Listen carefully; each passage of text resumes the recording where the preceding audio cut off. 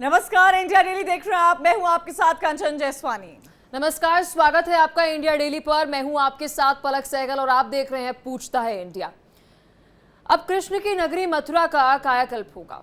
UP विधानसभा में बांके बिहारी न्यास विधेयक पास हो चुका, यानी बांके बिहारी मंदिर का स्वरूप पूरी तरह से अब बदल दिया जाएगा।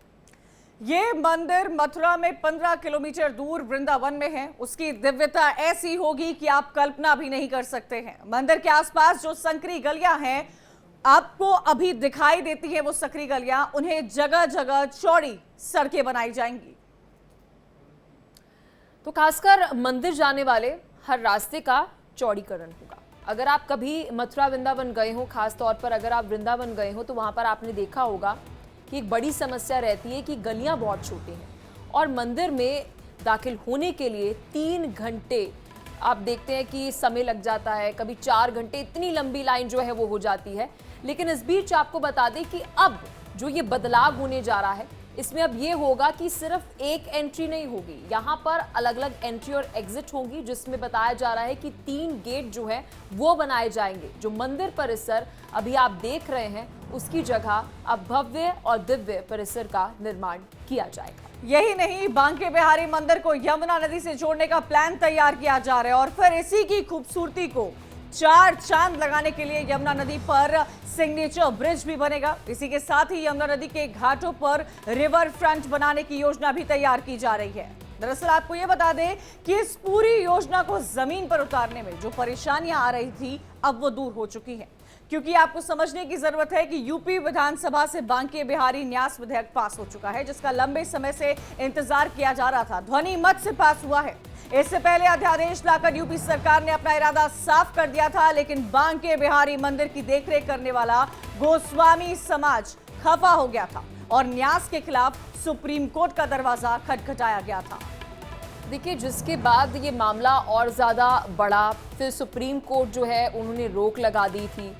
अब जबकि विधेयक जो है वो पास हो गया है, तो सभी को सुप्रीम कोर्ट के फैसले का इंतजार होगा। इस पर विस्तार से आज चर्चा करेंगे।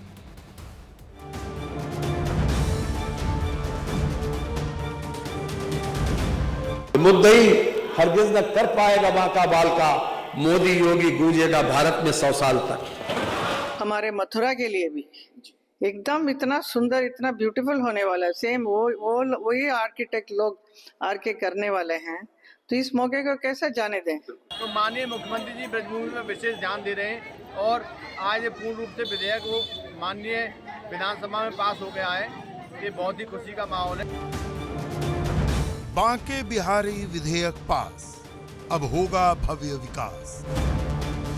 मुद्दई हरगिज न कर पाएगा बांका बाल का, मोदी योगी गूंजेगा भारत में 100 साल तक। मथुरा में बनेगा कॉरिडोर, न्यास संभालेगा बागडोर। अब तो बारी इसी ब्रजभूमि की है।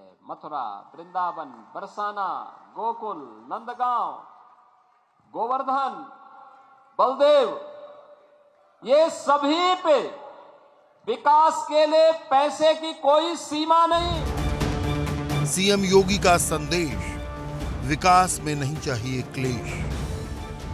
योगी जी ने जो कॉरिडोर का प्रस्ताव पास किया है वो स्वागत योग्य है। निश्चित रूप से कॉरिडोर बने। आज का जो विधेयक पारित हुआ है, इससे हमारे ब्रजवासियों के मन में बड़ा कष्ट है।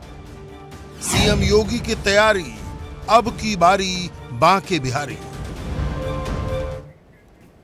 अध्यादेश और विधेयक के बीच सरकार ने हल निकालने की भी कोशिश की है। ये वादा किया कि कॉरिडोर बनाने के दौरान जिन घरों और दुकानों को नुकसान पहुंचेगा, उन्हें भारी मुआवजा भी दिया जाएगा। लेकिन मंदिर की देखरेख करने वाले गोस्वामी समाज के लोग विरोध में उतरे हैं। उनका ये दावा है कि बांके बिहारी मंदिर का मामला कोर्ट में पेंडिंग है, इसलिए इस पर एक्शन जो है वो गैर कानूनी है। साथ ही ये भी दावा किया कि मंदिर स्वामी हरिदास के परिवार की निजी प्रॉपर्टी है। सरकारी निजी मंदिर छीनकर ट्रस्ट नहीं बना सकती है। बताया यह भी जा रहा है कि 1939 में बनी प्रबंधन योजना के तहत मंदिर का संचालन होता था, इसीलिए सरकारी कार्रवाई के दौरान 1939 के नियमों का उल्लंघन हुआ है। हालांकि निजी संपत्ति बताने वाले के पास कोई ठोस कागजात नहीं है। जानकारी ये भी मिल रही है कि बांके बिहारी मंदिर की जमीन गोविंद जी के नाम पर दर्ज है और राजस्व रिकॉर्ड में मंदिर के नाम कोई जमीन नहीं है।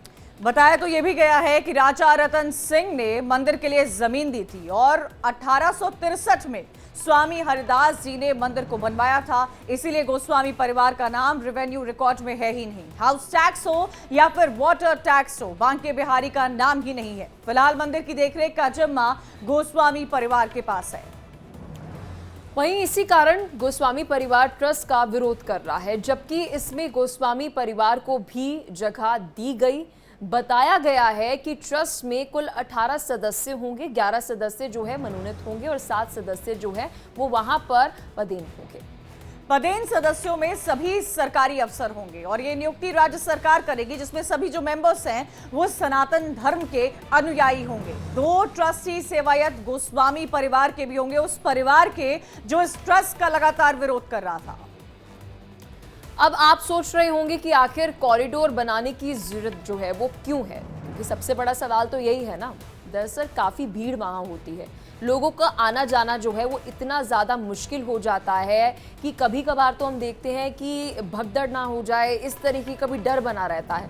कभी कभी तो 3-3 लाख लोग एक दिन दर्शन करने के लिए पहुँच जाते हैं और उस दौरान जो क्राउड मैनेजमेंट है वो कैसे हो। विस्तार होना जरूरी है, इसीलिए ये कॉरिडोर बनाया जा रहा है। आम दिनों की अगर बात की जाए तो रोजाना 40 से 50 हजार श्रद्धालु मंदिर पहुंचते हैं। अगर वीकेंड पड़ता है तो वीकेंड में यह आंकड़ा बढ़ जाता है। वो आंकड़ा जो कि पहले वीकडेज पर 40 से 50 हजार होता था, वो वीकेंड्स पर 1.5 लाख तक पहुंच जाता है। जबकि खास मौके हो, कोई त्योहार पड़ रहा हो, तो ये आंकड़ा जो है वो 1.5 लाख से सीधा 5 लाख पहुंच जाता है। और 5 लाख श्रद्धालु यहां पर दर्शन करने के लिए पहुंचते हैं, काफी परेशानियों का सामना करते हैं। लेकिन अब इस ऑर्डिनेंस के बाद वो सारी परेशानियां खत्म होने वाली हैं। यही वजह है कि सनातन धर्म से जुड़े हर बड़े मंदिर को भव्य दिव्य बनाने का संकल्प जो है वो योगी सरकार ने लिया, ताकि श्रद्धालु जो हैं उन्हें किसी भी तरीके से परेशानी ना हो और प्रशासन को भी भीड़ को मैनेज करने में परेशानी ना हो।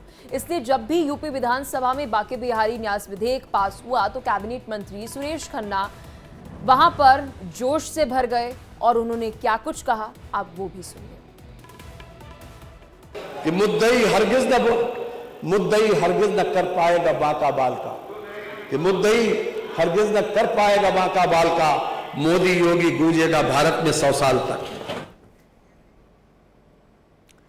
तो बांके बिहारी विधेयक अब पास होगा और मंदिर का भव्य विकास होगा। ध्वनि मत से यह विधेयक पास हुआ है। मथुरा में कॉरिडोर भी बनेगा। ये कई सवाल है जो पूछता है इंडिया में, हम पूछ रहे हैं न्यास क्या बागडोर संभालेगा। बिल्कुल, और देखिए ये बड़ा सवाल है, विकास के रास्ते में गोस्वामी क्यों अब रोड़ा बन रहा है। अगर उनके पास कोई क्लेम है, क्योंकि देखिए कोर्ट मांगता है यहाँ पर प्रूफ, वो मांगता है डॉक्यूमेंट्स, तो इस बीच विकास के इस रास्ते में गोस्वामी समाज का क्या कहना है, उनसे भी हम सवाल पूछेंगे। साथ ही ट्रस्ट की पारदर्शिता पर सवाल उठाना कितना जायज है। क्या आपने देखा होगा कई बड़े बड़े मंदिर जो है वो ट्रस्ट से ही चलते हैं।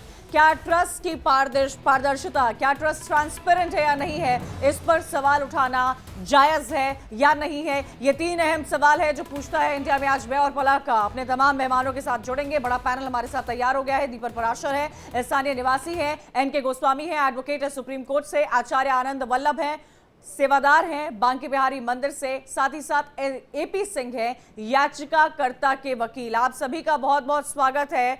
और मुझे लगता है ये वो वक्त आ गया है जब जहां हमने देखा कि विधानसभा में ध्वनि मत से कैसे विधेयक पास हुआ है, लेकिन आज भी एक समाज इसका विरोध कर रहा है। आचार्य आनंद वल्लभ गोस्वामी, मैं आपसे जानना चाहूंगी, आप सेवादार हैं, बांके बिहारी में कॉरिडोर के बाद जो विकास की तस्वीर देखने को मिलेगी और क्या तस्वीर होगी, क्या सुविधाएं होंगी, सुविधाओं से कैसे लैस होगा, उसकी एक इंसाइट हमने दिखा दी है।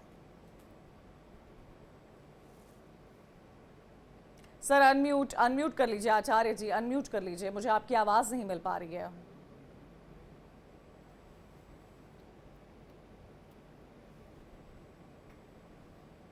आचार्य जी मुझे आपकी आवाज नहीं मिल पा रही है, चलिए आपसे जुड़ने की कोशिश करेंगे। अनम्यूट कर लीजिएगा प्लीज। राधे राधे। जी जी मुझे आ रही है आपकी आवाज, बोलिए। जी जी जी जो जहां तक बात है कॉरिडोर की, तो हमने बार बार कहा है कि सरकार कॉरिडोर बनाए न बनाए ये सरकार की मर्जी है। सरकार हमसे पूछेगी कि कॉरिडोर में क्या करना चाहिए तो हम बताएंगे। हमारी तो पहले से भी यही मांग है, न्यास और ट्रस्ट के लिए बार बार मांग कर रहे हैं और इस सरकार को बिल्कुल कान में जू ही नहीं रेंग रही है।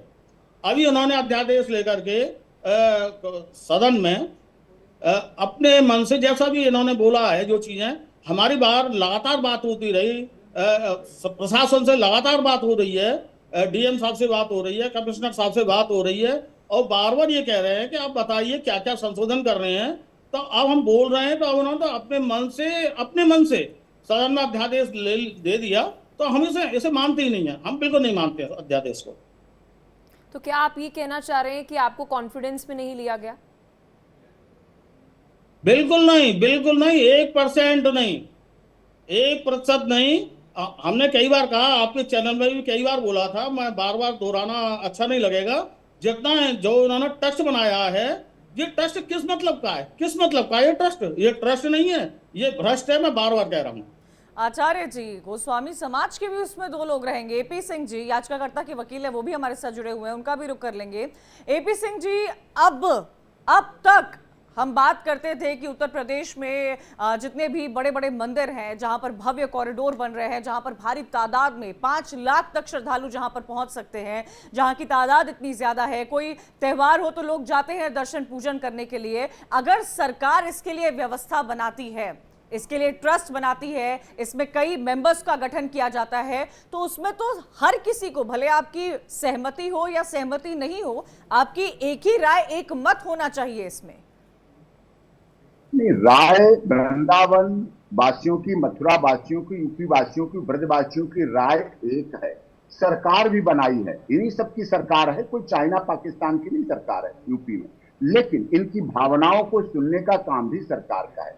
जब वहां के माननीय विधायक श्रीकांत शर्मा जी सीधे कह चुके हैं कि ये गलत है, इनके मकान तोड़े जाना गलत है, कहा उन्होंने। देखिए, कॉरिडोर बनेगा जैसा प्रस्ताव बना रहे हैं, उसमें 400 मकान, आप दोनों बहुत वरिष्ठ पत्रकार हैं, पूछता इंडिया पूरी दुनिया में देखा जाता है।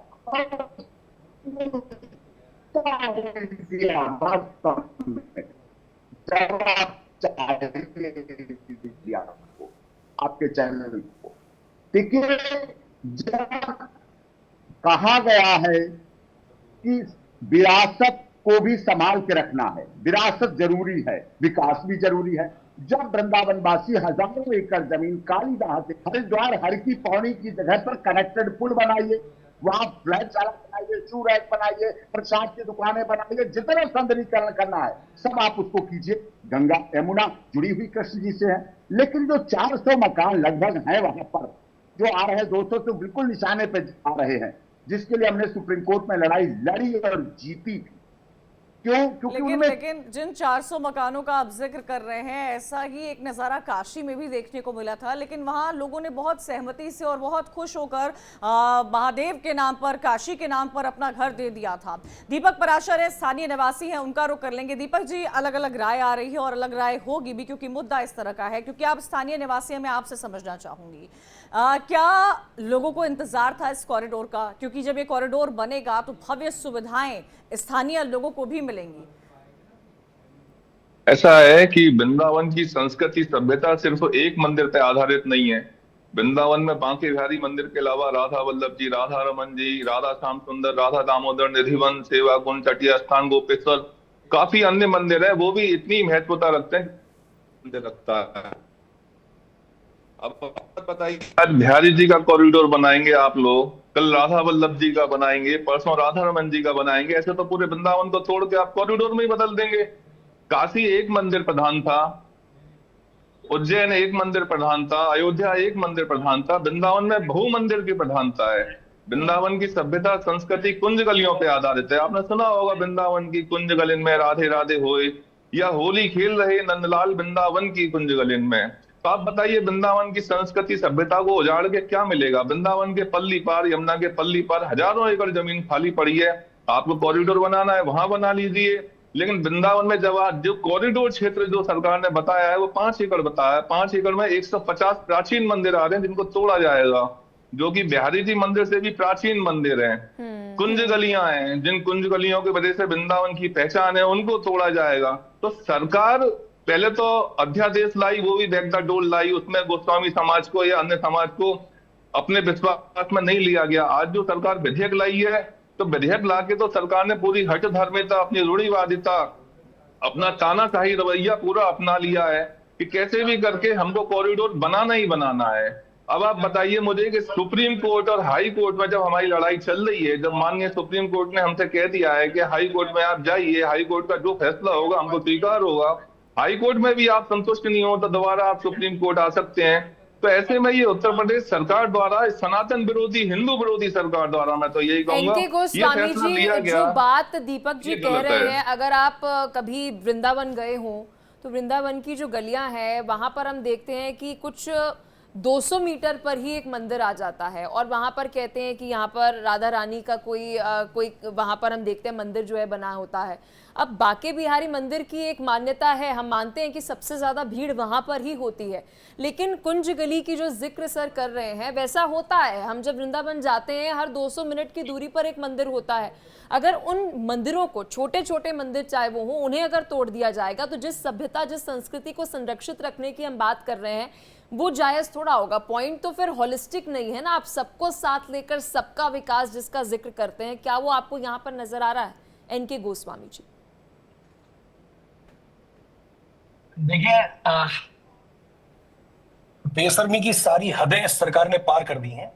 जब सुप्रीम कोर्ट ने एक स्पेशल कमेटी गठित कर दी गई है और यह कह दिया गया है कि जब तक हाईकोर्ट में मामला लंबित है तब तक, भले ही उन्होंने पास कर दिया, चलो उनके पास अधिकार है, क्या एग्जीक्यूटिव उसको लागू कर सकता है? The question answer is no, वो लागू कर ही नहीं सकते। अब ठीक है, सरकार का देखिए एक कहावत है, जिसका जमी पर था दबदबा, बुलंदे अर्श तक नाम था, फलक ने उन्हें यूं मिटा दिया कि मजारे तक का निशान नहीं। ये वक्त है ना, ये मैं मानता हूं कि सरकार, this is the colourable exercise of power, जिसको मैं कहूंगा एग्जीक्यूटिव पावर जो गवर्नमेंट ने किया है। और मैं वक्त के बारे में बता दूं, वक्त से दिन और रात, एक शेर है काफी मशहूर, वक्त से कल और आज, वक्त की हर सह गुलाम, वक्त का हर सह पैराज। आदमी को चाहिए वक्त से डर कर रहे, कौन जाने किस घड़ी वक्त का बदले मिजाज। तो दिस इज अनकॉन्स्टिट्यूशनल, क्योंकि आप सेवायतों का अधिकार नहीं छीन सकते। और दूसरा, जो 300 करोड़ का मंदिर कोष का उपयोग करने की बात है, मंदिर कोष देवता की संपत्ति होती है, उसको इस लौकिक जगत की इंफ्रास्ट्रक्चर के लिए लगाना, दैट इज अनकॉन्स्टिट्यूशनल। दूसरी मैं आपको बात बताऊं, केवल आपने एक बांके बिहारी मंदिर को टारगेट कर लिया, वृंदावन में इतने सारे मंदिर हैं जिनमें भीड़ का प्रेशर बांके बिहारी से भी ज्यादा है। तो उस भीड़ प्रेशर की वजह से आपने सेलेक्टिवली एक मंदिर को टारगेट कर लिया। तो this is clear cut violation of article 14 also, article 21 also, article 25, 26, 300A, क्योंकि ये देवता की संपत्ति है, लेकिन फिर भी सरकार मनमाने ढंग से काम कर रही है। आप जिसको टारगेट कह रहे हैं सरकार, प्रशासन, उसे विकास कह रहा है। मैं आऊंगी आपके पास, एपी सिंह भी हमारे साथ जुड़े हुए हैं। एपी सिंह जी, ट्रस्ट के खिलाफ ये बातें क्यों सामने आ रही है?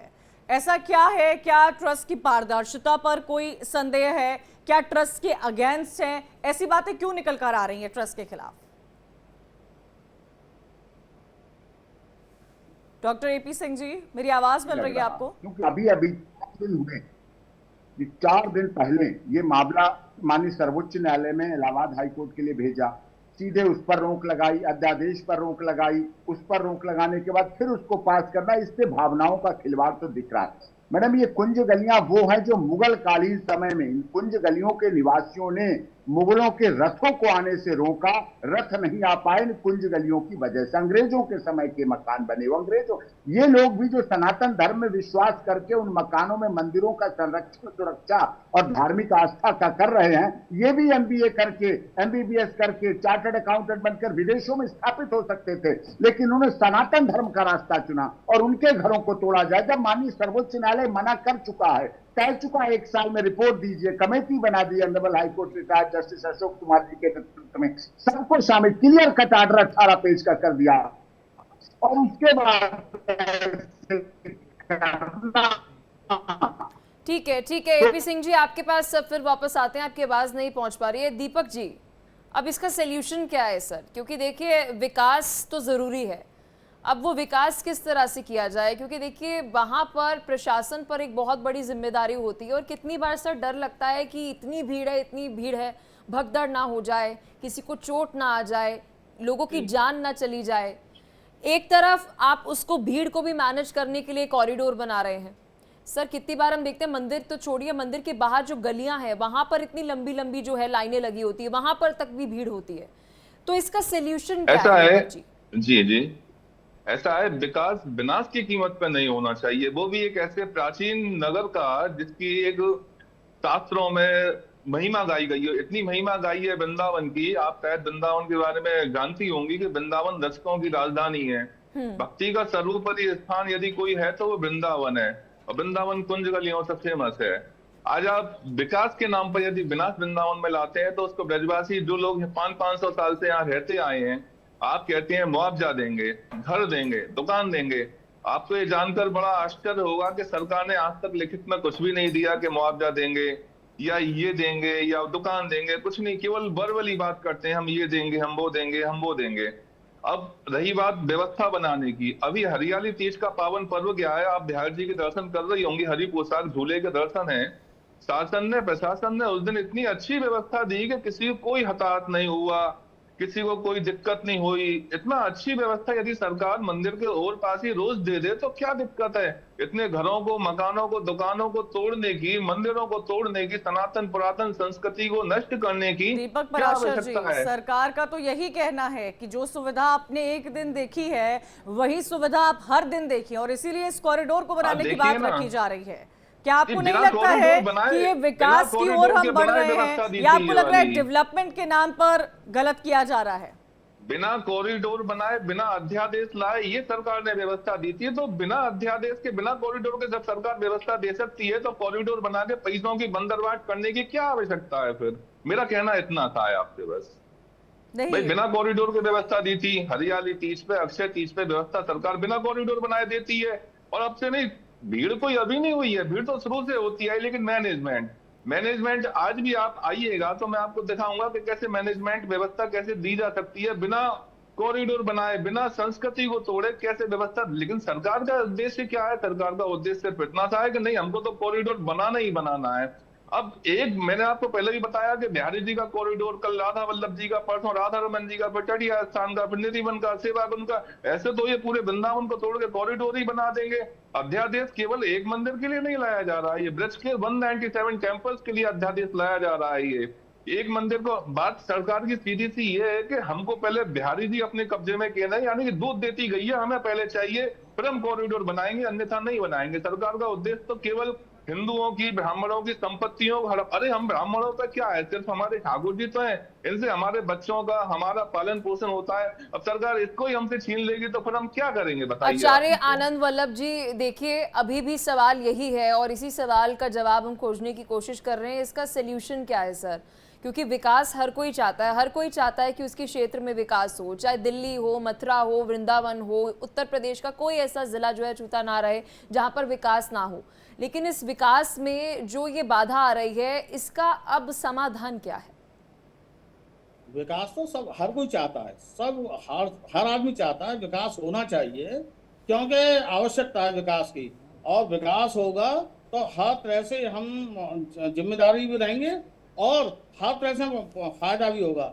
लेकिन ये देखना पड़ेगा कि इस समय मैंने अपने बचपन में जो गिनती जाती थी 5000 मंदिर, इस समय बिहारीपुरा के आसपास केवल वृंदावन में ही करीब 7000 मंदिर हैं। अगर मंदिर ही खंडित हो गए, प्रतिमाएं खंडित हो गई, पुरातन की संस्कृति नष्ट हो गई, तो हम ऐसे कॉरिडोर का करेंगे क्या? हाँ, एक व्यवस्था है, आज सरकार चाहे तो हमारे पास भी फार्मूला भी है, परिक्रमा मार्ग है, वृंदावन का पूरी परिक्रमा 11 किलोमीटर की परिक्रमा है, ये बना हुआ कॉरिडोर है, पूरा परिक्रमा बना हुआ कॉरिडोर है।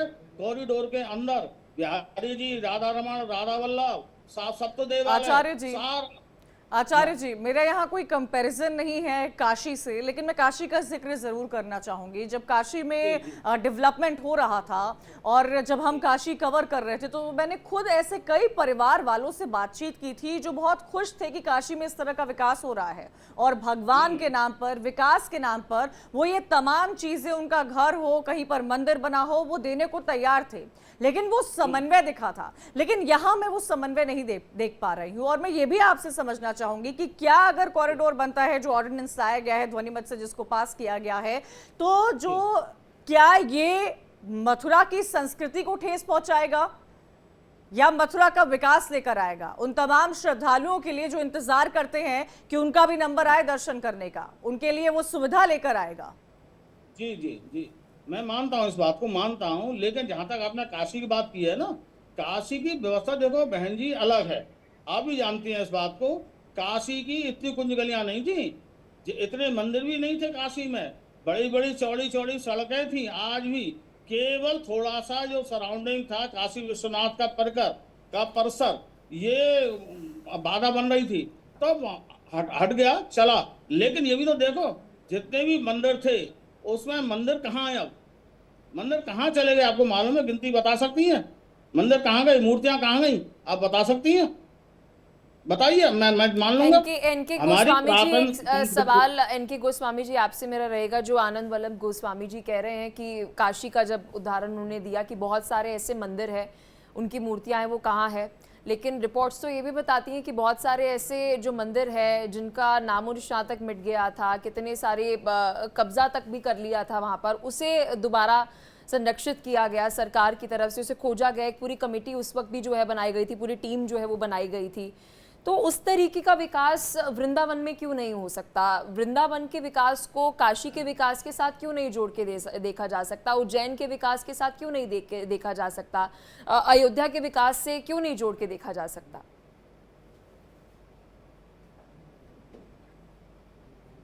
देखिए पलक जी, दोनों की टॉपोग्राफी में बहुत अंतर है, दोनों का जो स्पिरिचुअल इकोलॉजी है ना, वो बहुत डिफरेंट है। अगर आप अयोध्या की बात करेंगी तो वहां पर एक मंदिर है, राम का जो गर्भगृह है, वहां पर रामलला विराजमान हुए और उसके कॉरिडोर उसके आगे पीछे इन्होंने बना दिए।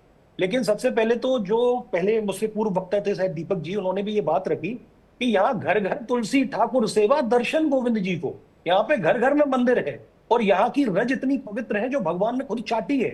किशोरी तेरे चरणन की रज पाऊं, जा रज शिव सनकाज तरशत, सो रज शीस चढ़ाऊं। तो यहाँ की टोपोग्राफी पूरी तरीके से अलग है। जहां तक डेवलपमेंट की बात है, मैं स्पष्ट शब्दों में कहना चाहता हूं कि डेवलपमेंट के नाम पर सरकार केवल टटलू काट रही है। उसका हित धारक जो है, उसके जो मतलब जो उसके फेवर में काम करते हैं बिल्डर्स, उस लॉबी को लाभ पहुंचाना चाहती है। अगर कॉरिडोर की ऐसी योजना है तो पूरा वृंदावन कॉरिडोर बने, बांके बिहारी कॉरिडोर क्यों? क्योंकि इससे ज्यादा भीड़ बहुत सारे मंदिर में है, जैसे इस्कॉन आप मंदिर देख लीजिए, प्रेम मंदिर देख लीजिए, राधा रमण देख लीजिए, राधा वल्लभ देख लीजिए। तो क्यों नहीं कि कॉम्प्रिहेंसिव कॉरिडोर बनाया जाए? और दूसरा, जहां तक डेवलपमेंट की बात थी, जो कि अभी मैडम ने शायद रखी थी और बीच में कोई और आ गए, तो मैं डेवलपमेंट के बारे में बता देता हूं। When state weaponises development to erase history, civilisation and our culture, then honourable court act as the shield and sword of the constitution. तो हमारे कोर्ट ने सील्ड और शॉर्ड की तरह काम किया और उन्होंने कहा कि ये इसकी कॉन्स्टिट्यूशनलिटी को, यानी कि इसकी संवैधानिकता को अभी हमें चेक करना है और वो जो ट्रिपल टेस्ट होगा इसका, वो हाईकोर्ट सुनिश्चित करेगा। तो आप हाईकोर्ट सुप्रीम कोर्ट से भी ऊपर हो गए। इसका मतलब ना तो सरकार का संविधान में और संविधान द्वारा स्थापित कानून में कोई भरोसा है, न ही इसका सुप्रीम कोर्ट में कोई भरोसा है और न ही इसका हाईकोर्ट में कोई भरोसा है। और आपको मैडम मैं बता दूं, पहले जब ये जजमेंट लेके आए तो फ्रॉड से लेके आए। That was the fraud on the constitution. That was the fraud on the procedure of the court. तो फ्रॉड से आपने जजमेंट ले लिया। दो प्राइवेट पार्टीज की लड़ाई चल रही है, स्टेट उसमें बीच में घुस के बांके बिहारी का कॉरिडोर बना लेती है। और मैं फिर से आपको आगाह कर रहा हूं, अगर इस प्रक्रिया में सरकार सफल हो गई तो they will use it as a weapon to grab the properties Goswami ji, temple, math and other religious institutions. Goswami ji, ये आप किसी और स्टेट के लिए बोल रहे होते तो मैं बहस करती। हम बात यहाँ पर उत्तर प्रदेश की कर रहे हैं। वही उत्तर प्रदेश जहां पर कई मंदिरों का बहुत बड़ा विकास हुआ है, मुझे लगता है आप भी इस बात से सहमति रखेंगे। हालांकि नहीं, मैं तो नहीं सरकार सहमति कोई रखता। भी हो, मैं सरकार कोई भी हो, सर मेरा सवाल सुनिएगा, गोस्वामी जी, सरकार कोई भी हो, अगर कोर्ट का कोई ऑर्डर आ जाएगा तो सरकार उसको डिनाई नहीं कर सकती है। हालांकि ये तो अभी पूरा किस लिए मामला, लाया गया है ये अध्यादेश? हालांकि ये मामला अभी पेंडिंग है क्योंकि हाई कोर्ट में जाएगा, सुप्रीम कोर्ट की तरफ से कहा गया अभी हाई कोर्ट में जाएगा। मैं ये समझना चाहती हूँ, आपने ये बोला कि सरकार बिल्डर्स को फायदा पहुंचाना चाहती हूँ, ये आपका स्टेटमेंट था। अगर गोस्वामी जी सरकार को बिल्डर्स को फायदा पहुंचाना था तो कई और जगह हैं, कई और इलाके हैं, लेकिन यहाँ बात स्पिरिचुअलिटी की हो रही है, यहाँ बात बांके बिहारी की हो रही है। तो आपको क्या लगता है कि सरकार का स्पिरिचुअलिटी से, मंदिर के विकास से, श्रद्धालुओं से कोई लेना देना नहीं है, ये काम सिर्फ बिल्डर्स के लिए किया जा रहा है, जो आपने कहा? अगर श्रद्धालुओं से लेना देना होता तो वृंदावन कॉरिडोर बनाती। और देखिए, सुल्तान सिंह कमेटी की 3 रिपोर्ट थी। सबसे पहले वो 3-4 साल पहले आई हैं। सबसे पहले तो आप शॉर्ट टर्म योजनाएं थी, शॉर्ट टर्म में आप थोड़ा बैरिकेटिंग लगा दीजिए, लाइन लगा के दर्शन की व्यवस्था कर दीजिए। कुछ मिड टर्म थी, जैसे कि ऑनलाइन पास बनवा के दर्शन की व्यवस्था कर दीजिए। अगर मेले त्योहार है उन पर एआई से और ड्रोन से नजर रखें, और भीड़ प्रबंध का मैनेजमेंट थोड़ा सा कर दीजिए। सरकार ने इनमें से किसी को नहीं किया। अगर सरकार को लोगों की जान की फिक्र होती तो कम से कम ये 2 स्कीम इंप्लीमेंट हो चुकी होती, जिसमें लाखों रुपए का खर्चा नहीं है। लेकिन सरकार को तो बस कॉरिडोर बनाना है। तो सरकार का स्पष्ट उद्देश्य है corridor first and safety last. अगर सरकार का उद्देश्य होता safety first and corridor last, जैसा कि सुल्तान सिंह कमेटी की रिपोर्ट थी, तो सरकार ने अब तक ये 2 स्कीम 2-3 साल पहले ही इंप्लीमेंट कर दी होती और भक्तों को बड़ी सुविधाएं मिल गई होती। तो इसीलिए मुझे सरकार की मंशा पर पूरी तरीके से संदेह है। दीपक पराशर, आप गोस्वामी जी की बात से कितना सहमत है? इनके गोस्वामी ने कहा कि वो यहाँ पर इंटेंशन जो है सरकार की, उस पर सवाल, मंशा पर सवाल उठा रहे हैं। जी, आप ईमानदारी से इस बात को मानिए कि भूमाफियाओं को लाभ पहुंचाने के लिए सरकार ऐसा कर रही है।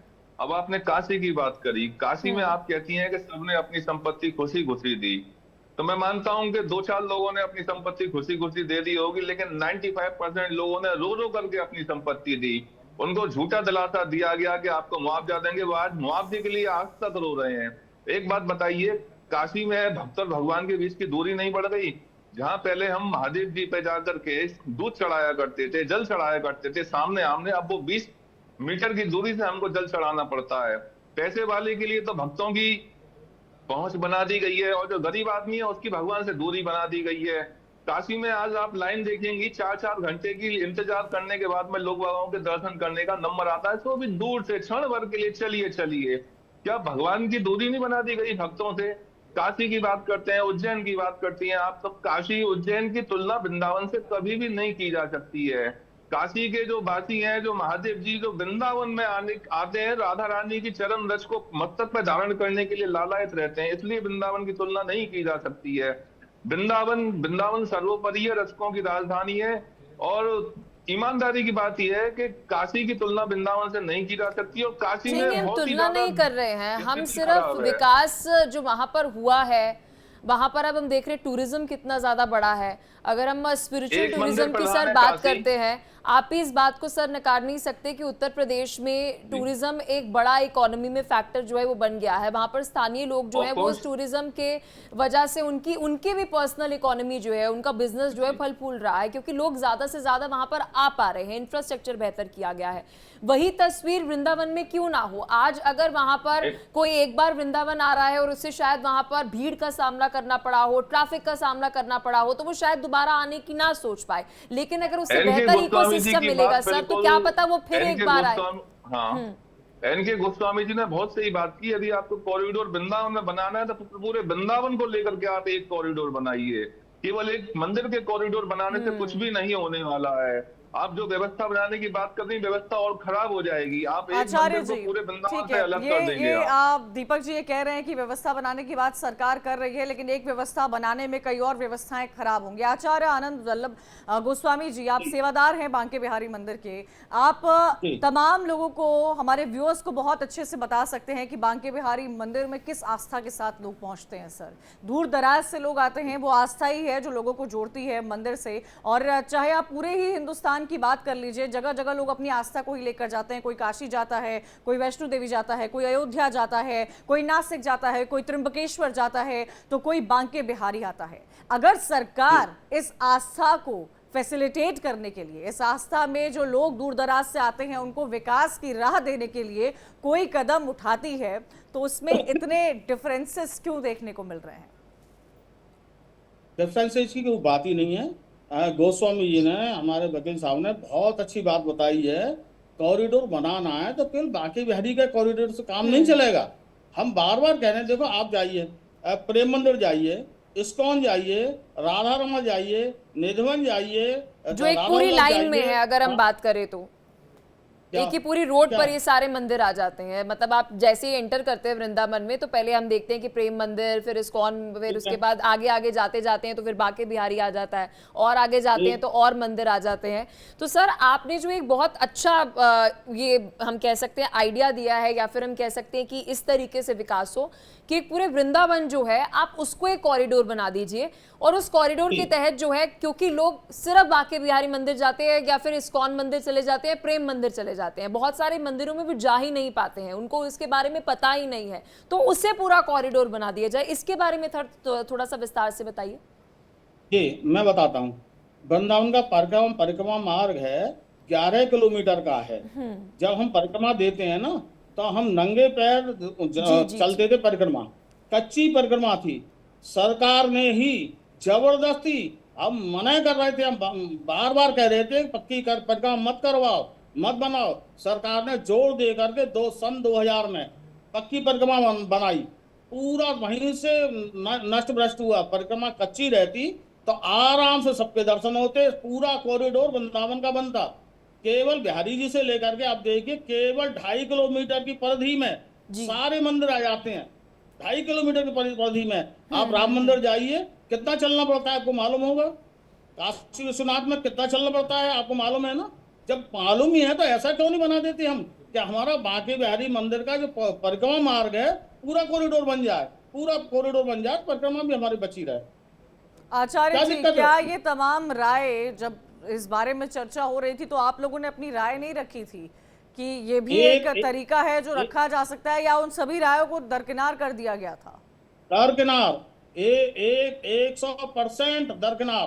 बार बार हमारी बात हो रही है, लगातार कह रहे हैं। उनका तो केवल एक मन ये था कि केवल बिहारी जी का जो खजाना है और बिहारी जी के मंदिर को हड़पना, संपत्ति को हड़पना, खजाने को हड़पना, वो सरकार की मंशा है। आप इस बात को मानिए या मत मानिए, सरकार की सोची रणनीति है। ठीक है आचार्य जी, एनके गोस्वामी जी, मुझे एक बात लीगल तौर पर अब समझाइएगा। What is the way ahead? Ordinance आ गया है, ध्वनि मत से पास हुआ, ये हमने देखा है। अब चर्चा ट्रस्ट पर की जा रही है, ये भी बताया जा रहा है कि गोस्वामी समाज के कितने लोग उसमें आएंगे, कौन कौन से सदस्य होंगे, तमाम इन चीजों पर चर्चा हो रही है। लीगल टर्म्स में क्या है आगे की डायरेक्शन सर? देखिए, विधानसभा ने ये पारित कर दिया है, लेकिन एग्जीक्यूटिव इसको इंप्लीमेंट नहीं कर सकता अनटिल एंड अनलेस ये कोर्ट में लंबित है। तो सबसे पहले तो कोर्ट का हमें फैसला देखना चाहिए, उसके बाद ही ये इंप्लीमेंट हो सकता है। सरकार अपने घर पे बना के बैठ जाए, ऐसे ऑर्डिनेंस को लेके बैठी थी, ऐसे इसको लेके बैठ जाए। अब विनम्रता से मैं कुछ बातें रखना चाहूंगा, अगर 2 मिनट का आप मुझे समझिए कंचन जी। राइट, देखिए, आपको लग रहा होगा कि हम कह रहे हैं कि सरकार की मंशा गलत है। देखिए, हाईकोर्ट इलाहाबाद ने कुछ ऑब्जर्वेशंस दिए थे, मैं एक के बाद एक आपके सामने रख रहा हूं, जिससे कि माननीय इलाहाबाद की सरकार की मंशा के बारे में क्या सोच है, इंटेंशन को लेके क्या सोच है, ये स्पष्ट हो जाए। देखिए, सरकार को सीधी सीधी बोला था, आईएएस अधिकारियों को पैसा खाना है, आपको यहां एक सेवानिवृत्त नौकरशाह है जो पीछे पड़ा है, 3-4 नौकरशाह हैं जो ये सब करना चाह रहे हैं। और यह भी सरकार की नीयत पर प्रश्न लगाते हुए न्यायालय ने कहा, यदि किसी अन्य धर्म के देवता के धन को छूने का प्रयास होता तो बवाल मच जाता, किसी और धर्म के देवता का पैसा ले लीजिए, हंगामा हो जाएगा। और मैं आपको बताऊं, आप मंदिर का रास्ता बना देंगे, आगे आपका मंदिर चल जाएगा, लेकिन आपके कर्म वापस आएंगे और आपको फिर परेशान करेंगे। ये मैं नहीं कह रहा, ये न्यायालय का ऑब्जर्वेशन है।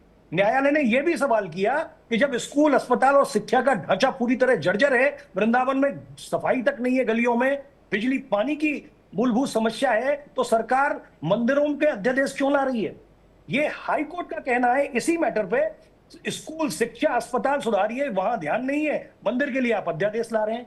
और उन्होंने कहा कि सरकार दिशाहीन हो रही है, कम से कम मंदिरों को तो छोड़िए, आप तो सिर्फ मंदिरों के नाम पर वोट मांगिए। अब ये मेरा, अब आप कहेंगे कि क्या ये आपका ऑब्जर्वेशन है? मेरा बिल्कुल नहीं है, ये ऑनरेबल हाई कोर्ट का ऑब्जर्वेशन है। अब मैं थोड़ा सा वृंदावन इकोलॉजी के बारे में समझा देता हूं, बिकॉज आप शायद वृंदावन आई है क्या कंचन जी और आप दोनों? जी जी जी। तो शायद आपने पूरा ढंग से विजिट नहीं किया सर। मैं 1-1.5 महीने में वृंदावन चली जाती हूँ। चली जाती हैं, लेकिन किसी पर्टिकुलर जगह होके आते हैं। एक बार कभी परिक्रमा दीजिए और देखिए मैं यहाँ के बारे में आपको बता दूं। सर पूरी परिक्रमा कर रखी है हर जगह वृंदावन की। जो छोटे छोटे मंदिर जो आप कह रहे हैं उसको मैं समझ पा रही हूँ, क्योंकि मैं उन मंदिरों में जाती हूँ। नहीं, राधा रानी के जितने भी मंदिर वहां पर हैं उन मंदिरों में मैं जाती हूँ जो घरों में बने हुए हैं।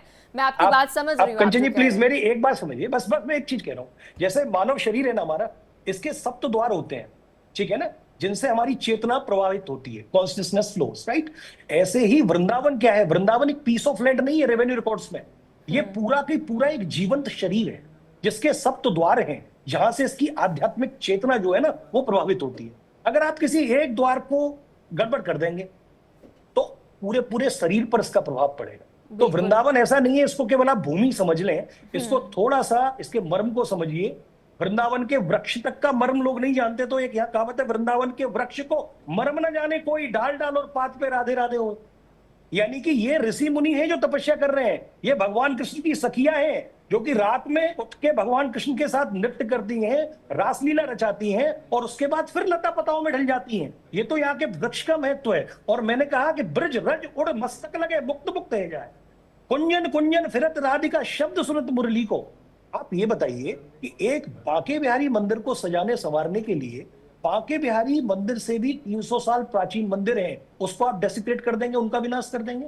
जो समाधियां बनी है उनका विनाश कर देंगे। कुछ मंदिर तो एएसआई प्रोटेक्टेड हैं, आप वो भी आपके विनाश के दायरे में आ रहे हैं। कुंज गलियां आपके विनाश के दायरे में आ रही है। आप मुझे ये बताइए कौन सा विकास विनाश की दहलीज पर स्टार्ट होता है? और अगर कोई भी विकास जो विनाश की दहलीज से जिसका प्रारंभ हो, दैट इज अनकॉन्स्टिट्यूशनल। किसी भी विदेश के संविधान को आप उठा लीजिए, दे कैन नॉट डेसिक्रेट, एक सेकंड कहीं से आप उठा लीजिए, they can not desecrate our heritage, ancient heritage, our culture, our civilisation.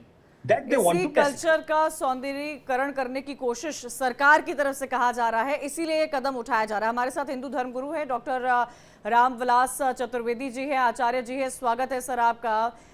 आचार्य जी, चर्चा हो रही है, सरकार की मंशा पर सवाल उठ रहा है, खजाना किसको मिलना चाहिए, सरकार को लालच है, ये तमाम तरह की बातें हो रही है। लेकिन सरकार ऑर्डिनेंस ला चुकी है, ध्वनिमत से पारित हो चुका है। चर्चा हो रही है कि ट्रस्ट में कौन कौन से लोग होंगे, विकास का रोडमैप सरकार तैयार कर रही है। लेकिन कई राय हैं जो यहाँ पर सामने निकल कर आ रही है। मैं आपकी राय जानना चाहूंगी आचार्य जी। जय श्री कृष्णा। आपके पैनल में जुड़े हुए सभी हमारे व्रज के धरोहर एवं गोस्वामी समाज को जय श्री कृष्णा। आपने बहुत सुंदर प्रश्न पूछा है। व्रज में विकास के लिए उत्तर प्रदेश सरकार 2017 से बहुत प्रयत्न कर रही है और उत्तर प्रदेश तीर्थ विकास परिषद बना करके और यहाँ पर जितने भी कुंड हैं उनके जीर्णोद्धार के लिए, वनों के संरक्षण के लिए, 84 कोस की परिक्रमा के लिए तथा सभी गोवर्धन की परिक्रमा के लिए और जितने भी प्राचीन देवालय हैं उनके सौंदर्यीकरण के लिए कार्य कर रही है।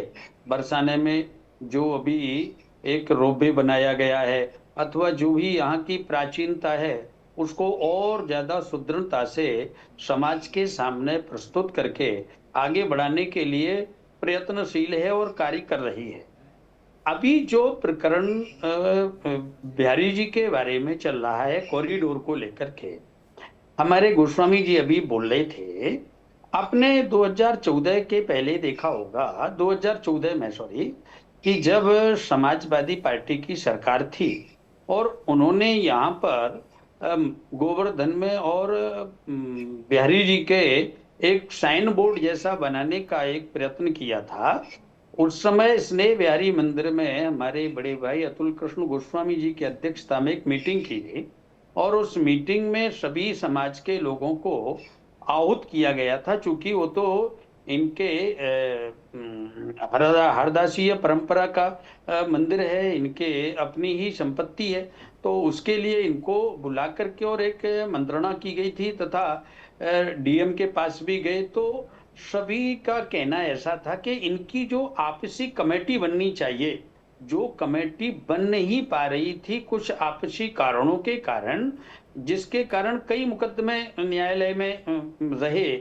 और अभी जो वर्तमान की परिस्थिति है, तो उस समय सैन बोर्ड के लिए अखिल भारतवर्षीय ब्राह्मण महासभा ने मिलकर के और विरोध किया था और जाकर के वो सैन बोर्ड का कार्य उस समय रुक गया था।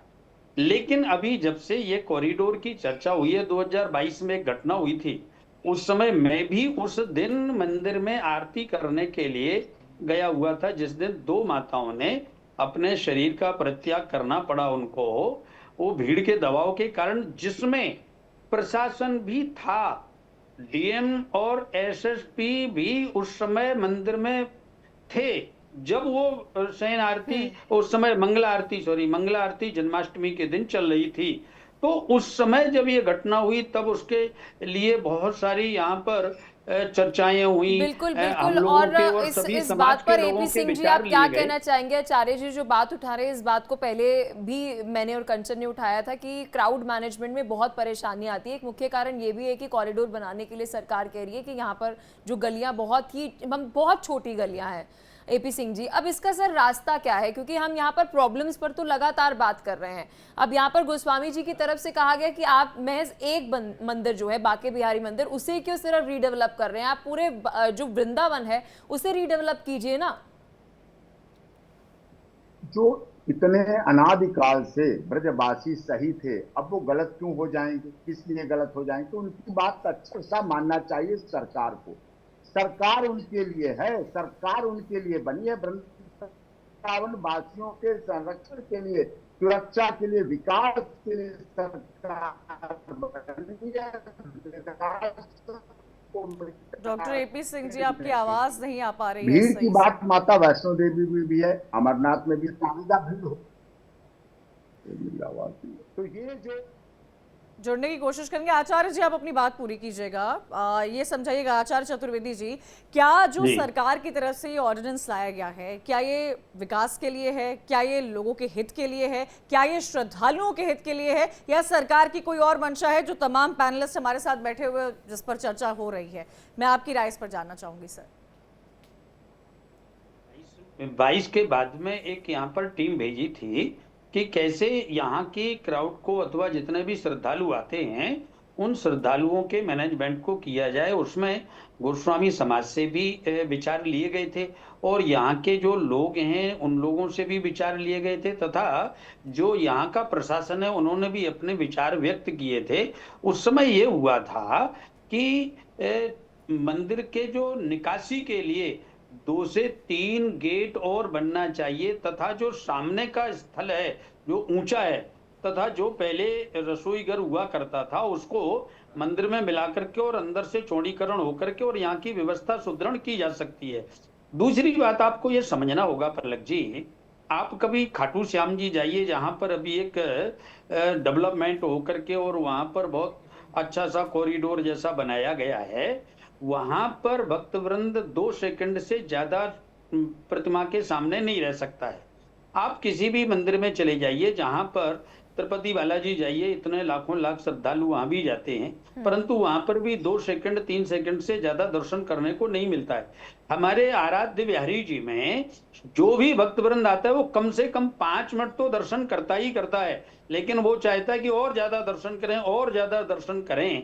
एक ये सबसे बड़ा यहाँ पर समस्या है, जिसके लिए प्रशासन से हमने अपनी अखिल भारतवर्षीय ब्राह्मण महासभा के बैनर तले 2 से 3 बार मांग भी की है कि यहाँ के मैनेजमेंट को संभालने के लिए, क्योंकि गोस्वामी समाज का जो अपना एक एरिया है, जैसे पूजा का है, जैसे वो अपने आए हुए भक्त वृंदों को दर्शन कराने का है, अथवा जो उनकी व्यवस्थाएं हैं उसके तौर पर वो करते हैं। परंतु जब से यहाँ पर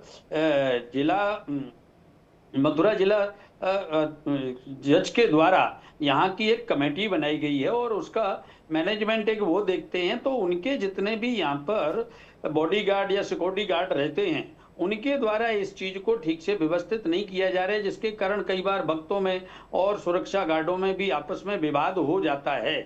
अब जो अभी वर्तमान की परिस्थिति परिवेक्ष में है, इसमें सरकार को चाहिए कि गोस्वामी समाज से मिल करके बैठ करके सलाह करके और व्यवस्था भी हो जाए और इनके जो भी आधिपत्य इनके हाथ में है उससे छेड़छाड़ भी ना की जाए। इसमें जो इन्होंने बहुत न्यास अहम बनाने बात का कार्य आप किया है, रामविलास चतुर्वेदी जी, आचार्य जी बोल रहे हैं। एनके गोस्वामी जी, मुझे लगता है यही निष्कर्ष है जो सामने निकल कर आ रहा है कि गोस्वामी समाज के साथ बैठे, सरकार बैठे, प्रशासन बैठे, टीमें बैठे और एक मत, सबकी मत एक हो, कोई डिफरेंस ऑफ ओपिनियन नहीं हो, वो खाका तैयार किया जाए।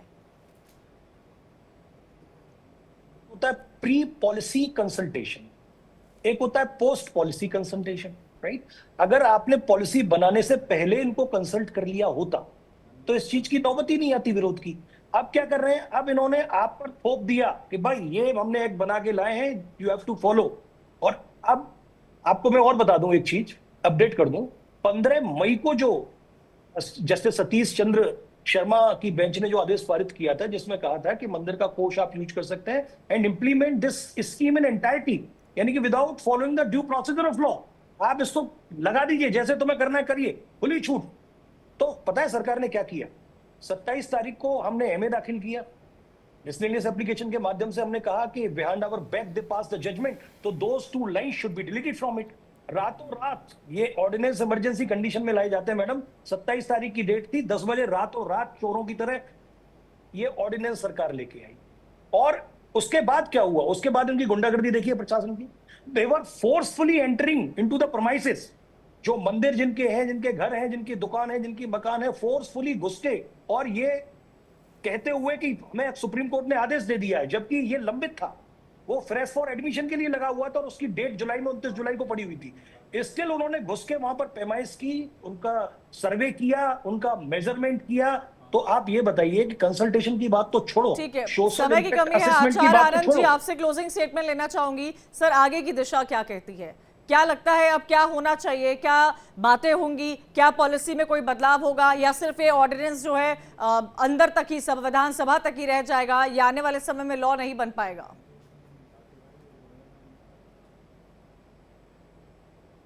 आचार्य आनंद जी, मेरी आवाज आपको मिल पा रही है? हाँ, बताइए सर, 30 सेकंड। मैं एक बात कहना चाह रहा था, आदरणीय श्री चतुर्वेदी जी ने इतनी व्याख्या की ब्रज तीर्थ विकास परिषद की कि जैसा इन्होंने ऐसा बना दिया है जैसे स्वर्ग ही बना दिया है ब्रज तीर्थ विकास परिषद ने।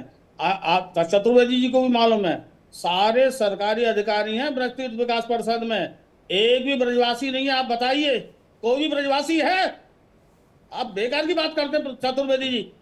केवल आप परिक्रमा मार्ग देख लीजिए, परिक्रमा मार्ग देख लीजिए, क्या हो रहा है, सत्यानाश। चलिए ठीक है सर, समय हमें इतनी इजाजत दे पा रहा है। आप सभी ने अपना कीमती समय दिया और एक सार्थक चर्चा जो है वो आपने की और अपने सुझाव जो है वो सरकार के सामने पेश किए। बहुत शुक्रिया आप सभी का इंडिया डेली के साथ जुड़ने के लिए और इस महत्वपूर्ण मुद्दे पर चर्चा करने के लिए। देखिए, चर्चा बेहद अहम थी कि जिस बांके बिहारी कॉरिडोर पर हमने चर्चा की और बात की कि विकास जो हो रहा है इसमें अब अलग अलग स्टेक होल्डर्स का क्या कुछ कहना है, उस पर हमने चर्चा की है कि आगे आने वाले समय में सरकार को इनके क्या सुझाव है। कंचन, इसी के साथ इस चर्चा में हमारे साथ इतना ही। तमाम खबरों के लिए आप देखते रहिए इंडिया डेली।